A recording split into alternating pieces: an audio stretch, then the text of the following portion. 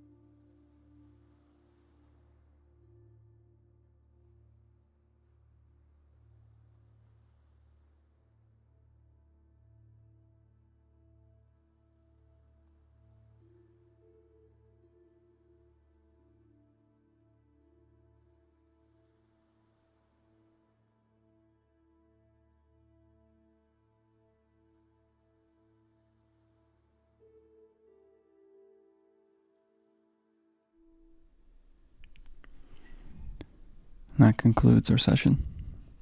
10 minutes to build your daily meditation habit. Leave a comment if you have anything to say about your own practice. If you'd like to share anything from your experience that might be helpful, that you might need help on, or just generally what you're feeling like, what you're vibing with. But otherwise, for me, lots of mind movies and mental muttering going on, just like a lot of background thoughts. A lot of intensity there. And I just witnessed. And of course, there is sometimes fatigue that can affect us, and that does happen for me, especially in the session it did. And just using a snap or a pinch or an ohm to recenter yourself can help. But otherwise, some sessions are just chaotic, messy, or intense. It happens. And it's just for us to do the ritual of remembering, witnessing, and not identifying. And through that, you just build that focus muscle to remember where to shift your perception and self-reflect on the nature of the self. So I hope that was beneficial to you that were looking for guidance on that, and then for those that are meditating already, if it's something that's not non-duality based, put in the comments. I'd love to know what you're actually practicing. So that's it for me. I'll see everyone again for tomorrow's session. Have a great morning, afternoon, night, wherever you are. I'll see you tomorrow. Namaste.